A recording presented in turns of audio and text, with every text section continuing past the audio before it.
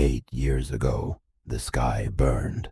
In the summer of 2030, a massive solar flare struck the Earth. In seconds, satellites failed, power grids collapsed, and the digital networks that connected the modern world vanished. Cars stalled on highways, airports fell silent, cities went dark. Civilization had spent a century building systems that depended on electricity, satellites, and automation.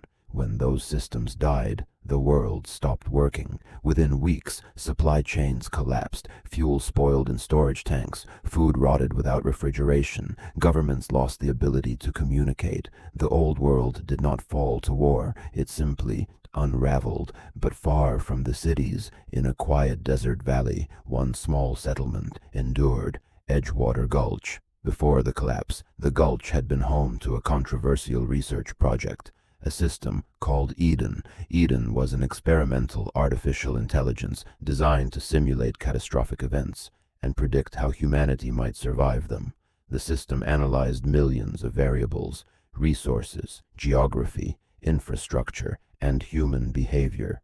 It could model how communities might endure the collapse of the modern world. At least, that was the theory. When the solar flare struck, most technology on Earth failed instantly. But the experimental power systems surrounding the Eden facility, solar arrays, wind turbines, and backup grids, survived. Not perfectly, but enough. Enough to keep the lights on, enough to pump water, enough to keep a small community alive. And as the months passed, the survivors of Edgewater Gulch discovered something strange. Without electricity, networks, or modern supply chains, the future began to look a lot like the past. Cars were replaced with horses, streetlights with lanterns, digital records with paper and ink. The old saloon became the town council hall. A frontier had returned. Over time, the town came to rely on a few key families: the Vanes, the scientists who helped build Eden; the Holts, the law that kept order in a fragile world;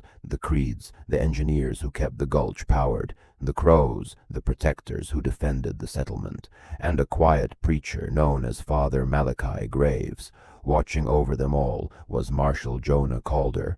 Calder ruled Edgewater Gulch with a hard hand. Some respected him, others feared him, but everyone knew one thing: in a broken world, Calder kept the peace. For 8 years, Edgewater Gulch survived, but frontier peace rarely lasts forever. Last night, Marshal Jonah Calder was murdered. His body was found in the saloon council hall, a single gunshot wound. 4 poker cards were placed around him: a spade, a heart, a club, and a diamond, each representing one of the families of Edgewater Gulch. At the center of the table, a compass pointing toward the town archive.